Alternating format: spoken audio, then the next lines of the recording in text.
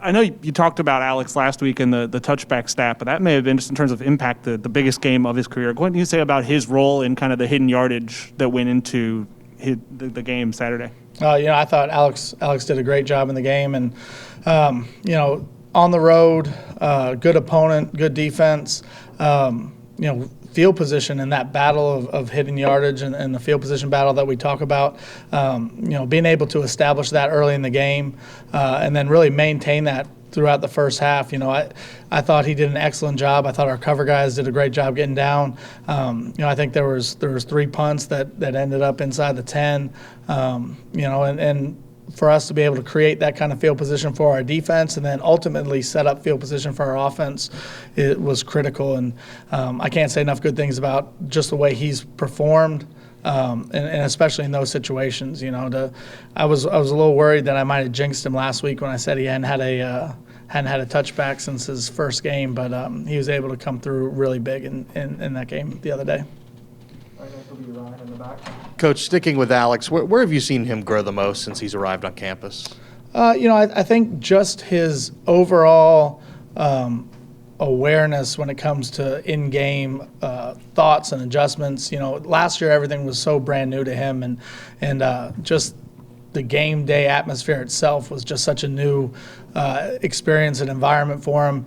And now he'll come to me and, based off where we are situationally in the game or where the field position is, and have thoughts about what punt he wants to hit, whether he wants to try to hit a spiral that goes over the guy's head or whether he wants to try to just hang it up there at about 40 yards and let our guys go down. We'll have those conversations. And, a year ago, I don't think he understood as much what his impact and role on games was. He was just out there to punt the ball to the best of his ability. Now I think he strategically understands a lot more of what we're trying to accomplish, which obviously makes him a better player and more of a weapon for us. Go over to Ira on the right. On the other side of those punts, how much pride are those coverage guys taking in being the guy to make sure it doesn't go into the end zone? A tremendous amount, to be honest. The guys, I don't know if this gets noticed, but like Pokey stays on the field in those sky situations, which is really the only time he plays that gunner role. And as a matter of fact, on the one that he caught at the 1 yard line, we made eye contact as that third down was transitioning to fourth down, and I could tell he was pretty gassed from running a route the play before. And I said, "Hey man, I need one play from you, dog." And he said, "I got you," and went in there and made a heck of a play. And those guys take a lot of pride in that. We work it every single week. I think that they understand the significance and importance of the role, and I think the cover guys in general on that punt unit take a lot of pride. Ja'Kai Douglas, I don't think there's a stat for it, but I think he's probably forced more fair catches from an opponent than anyone I can remember in terms of consistently running down on punt cover. And there's a lot of guys that have done a great job with that, and obviously that needs to continue this week.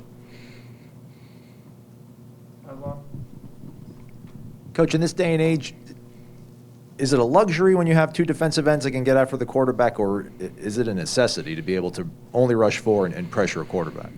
Well, I think it's probably both. It's great to have 2 guys that can do it, and in this day and age, to play defense the style in which we play defense, it is a necessity because we don't run a lot of third down pressure, and we're more of a coverage team right now because that's the way we're structured.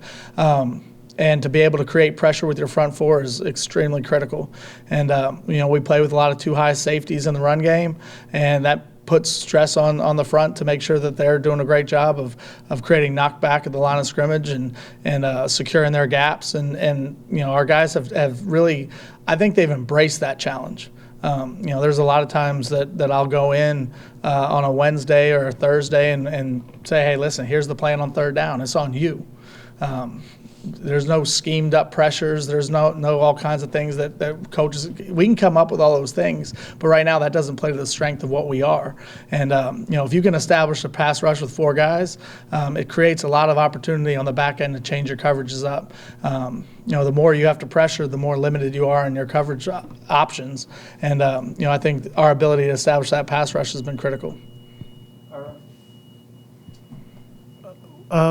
Where did things go wrong on that long kick return they had? Yeah, so on the long kick return, I don't love the call in hindsight. We went deep right. into a little bit of a crosswind, but the two deep rights that we had gone with previously ended up being good kicks for us. So I felt comfortable with the call at the time. But just looking back at it in hindsight, probably could have given Parker an opportunity to just try to bang it out of the end zone, but we hadn't been doing that. So, we were a little bit misfit with how our lane distribution should have been run down the field. And that can't happen. We got to make sure that, everybody has a specific landmark they need to hit. The reason for that is to make sure that our distribution is the way it needs to be. And on that particular one, we misfit about a landmark over and end up hitting. We'll go to Kurt on the front row. After the start to the season the team had, I guess, what's it mean, the response they've shown to now being in a position for where a bowl berth is on the line this weekend? Well, I think, in a lot of ways, I've been really blessed and very lucky in my career to be on a lot of teams that have been really good. But I think I may have learned more and grown as much as any other year in this year personally, just from working with this group of guys, players and coaches. It's a group that has a tremendous amount of belief in what we're building as a program. It's a group that comes to work every single day, regardless of circumstance. And it's a group that has come together as the season's gone on. And I think, I've said this before, and I really believe this with everything. It starts at the top of the organization. The message from Coach Norvell did not change at 0-4, and it hasn't changed winning 5 of the last 7. It's still about maximizing today, being the best that you can be today, and let tomorrow take care of itself. And then tomorrow we're going to try to be the very best we can be and stack those days on top of each other, and that puts you in a position to have a chance to be successful on Saturdays. And that's our approach this week. I don't think we've gotten to the point where we're doing any reflection on what the season is yet. Our focus is to put together the best Monday that we can, to put a game plan together that our guys have a chance to be successful with, and then Tuesday, go practice. And that's been the focus, and that's been the focus throughout, and I think that's what's allowed us to stay on track as the season's gone on. Kier had a really big game statistically with the sacks, but also the hits and hurries and everything else. But after the game, when we talked to him, he sounded almost mad about the missed opportunities.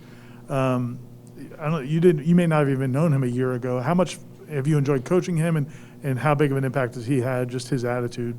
Kier is he's had it's hard to quantify how significant his impact has really been on not only the defensive front, but the whole team in general. He's a guy that everybody has respect for. He's a guy that's physical. He works hard. He's smart. He understands the game. He says the right things at the right time. And his frustration about maybe some of the things that he might have left on the field is probably what drives him to be a really good player.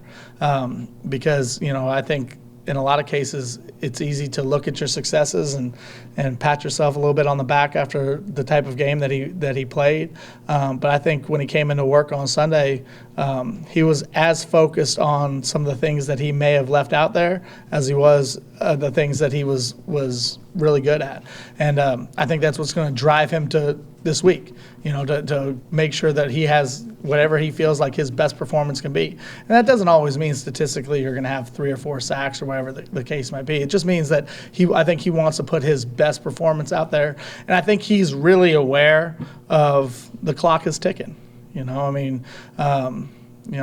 a guy that I think has enjoyed every minute of being a Seminole and knows this is our last regular season game, and he's going to do everything he can in his power to make sure we get one more. From Zach over here in the front row. How much does the production of both Jermaine and Kier and the defensive line in general help in recruiting, in the high school ranks and even in the transfer portal? That's an interesting question. I obviously use all the information, with every guy that we're recruiting in terms of the production that we've been able to have at defensive end and how that's a featured position within our defense. And I believe this in recruiting, and whether you're talking about recruiting a high school athlete or recruiting a transfer athlete, actions always speak louder than words. And in recruiting, a lot of people are going to sell a lot of different things. But if we can present that, this actually happened. Like, we brought 2 guys in out of the portal, and this is exactly how we said it was going to happen, and then it happened. And that's a tribute to their hard work and their great play. But I do think it opens up eyes for people that could be looking at Florida State as a potential home, whether that's as a high school player or as a transfer, because it's played out exactly how we thought it'd play out. So I do think it's critical. How much every recruit pays attention to people's statistical success, I'm not sure on that, but I certainly use every piece of it that I can. All right, last one. We'll go back to Ira. Both of their quarterbacks have had a lot of success running. What kind of pressure does that put on the ends and the defensive line in general? Well, I think the stress that any mobile quarterback puts on your front is the discipline and the responsibility that's necessary to play good against an athletic quarterback. You can be a little bit more aggressive, probably take a few more chances when you're playing a non-mobile quarterback. But when you are playing against a guy that's looking to get out of the pocket and break it and go, or have designed quarterback run game, you have to be disciplined. And that's going to be the challenge this week.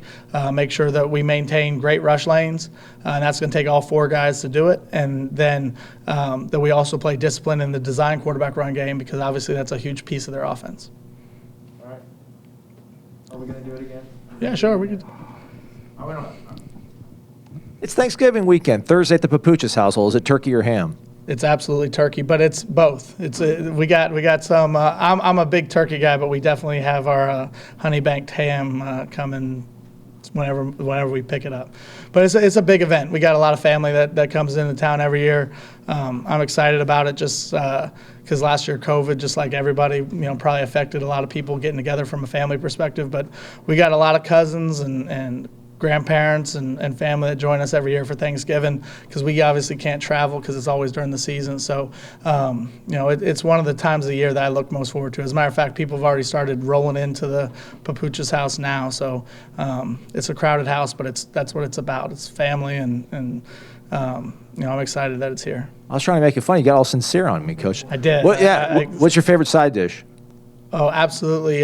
My wife does sweet potatoes with marshmallows on top. That's my deal. Okay, well, that answers the last 2 questions. All right, have a happy Thanksgiving. Yes, sir. You too. All right, thank you, Coach. All right, everybody have a great Thanksgiving.